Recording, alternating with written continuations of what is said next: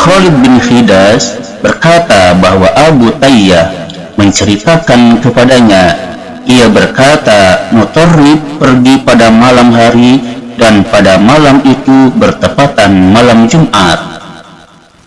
Khalid berkata, aku mendengar Abu Tayyah berkata, telah sampai kabar kepadaku bahwa Mutarrib diterangi dengan cahaya yang ada pada cemetinya. Ia berjalan hingga larut malam. Ketika tiba di area makam sambil tetap menunggu kudanya, ia tidak kuasa menahan rasa ngantuk. Dalam tidurnya, Mutarrib bermimpi melihat orang-orang yang sudah meninggal duduk di atas pusarannya masing-masing. Mereka berkata, ini adalah Mutarrib yang datang pada hari Jumat.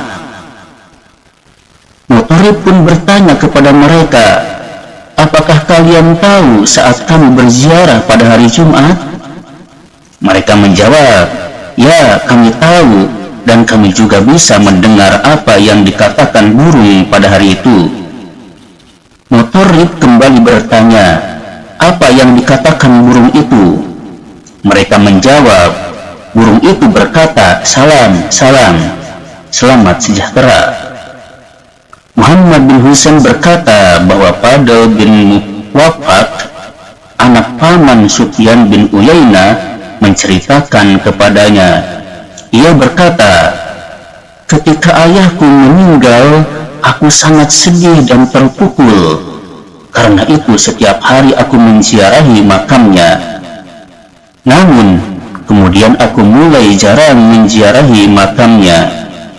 Pada suatu hari, ketika aku menziarahi makam ayahku dan duduk di sisi pusarannya, tiba-tiba aku mengantuk hingga akhirnya aku pun tertidur. Dalam tidurku, aku bermimpi seolah-olah makam ayahku terbuka dan tampak ayahku duduk dengan tetap mengenakan kain kafan serta dalam kondisi yang raut muka seperti orang yang sudah meninggal. Aku menangis tak kala melihatnya. Ayahku berkata, wahai anakku, apa yang membuatmu jarang menziarahi makamku? Aku bertanya, wahai ayahku, apakah engkau mengetahui kedatanganku? Ayahku menjawab, setiap kali kamu datang ke sini, pasti aku tahu. Aku senang dan gembira saat kamu datang. Begitu juga orang-orang yang ada di sekelilingku. Mereka mendapatkan kemudahan berkat doamu. Alhasil, sejak saat itu aku selalu menziarahi makam ayahku.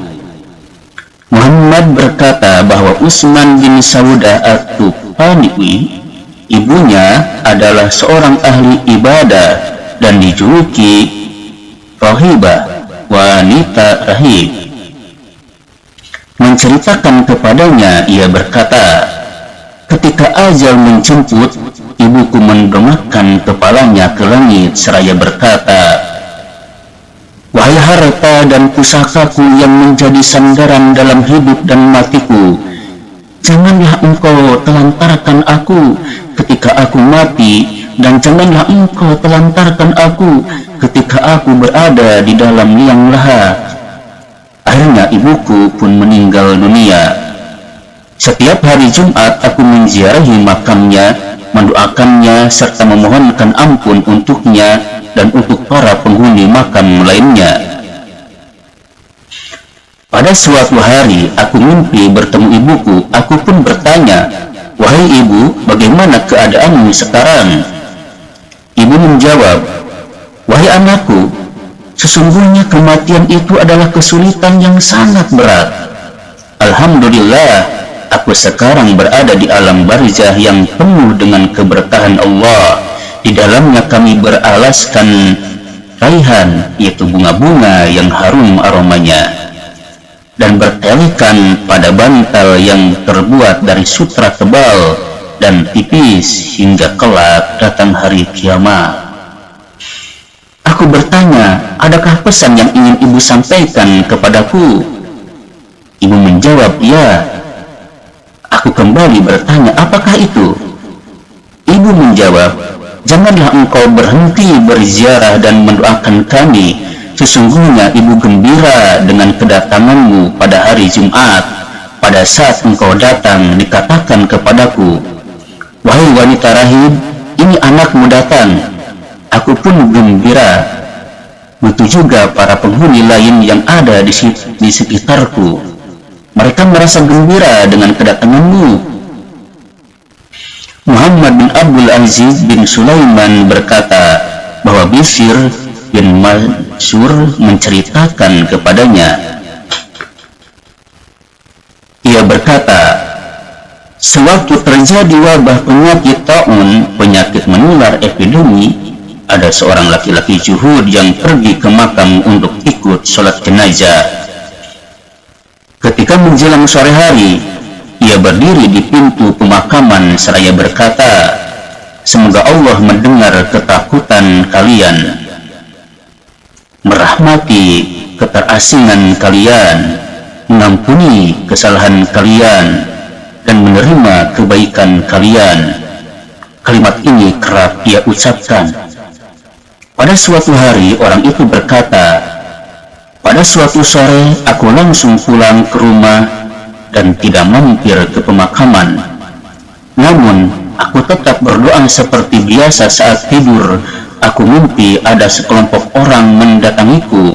Aku pun bertanya, siapakah kalian dan apa keperluan kalian? Mereka menjawab, kami adalah para penghuni makam. Aku bertanya, apa keperluan kalian? Mereka menjawab, engkau sudah terbiasa memberikan hadiah kepada kami sebelum pulang ke rumahmu. Aku kembali bertanya, hadiah apa yang kalian maksudkan? Mereka menjawab, doa yang biasa engkau panjatkan untuk kami. Alhasil, sejak itu aku kembali merutinkan berziarah dan berdoa untuk para penghuni pemakaman, dan aku tidak pernah meninggalkan kebiasaan itu. Muhammad berkata bahwa Sulaim bin Umair pernah melewati sebuah area pemakaman. Saat itu ia ingin buang air kecil. Seorang temannya berkata, bagaimana jika engkau turun ke pemakaman lalu buang air kecil di sana?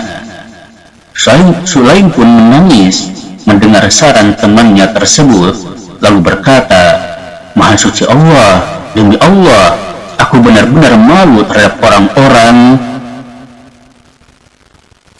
yang sudah meninggal dunia, sebagaimana aku malu terhadap orang-orang yang masih hidup. Sekiranya orang yang sudah meninggal dunia itu tidak mengetahui apa yang aku lakukan, tentu aku tidak akan malu. Disebutkan bahwa orang yang sudah meninggal dunia bisa mengetahui amal yang dilakukan para kerabat atau teman-temannya yang masih hidup.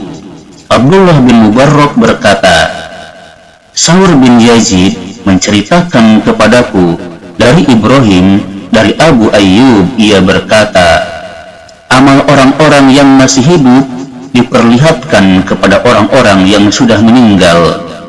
Jika mereka melihat amal yang baik, mereka senang dan gembira. Namun jika mereka itu melihat amal yang buruk, mereka berkata, Ya Allah, singkirkanlah perbuatan itu.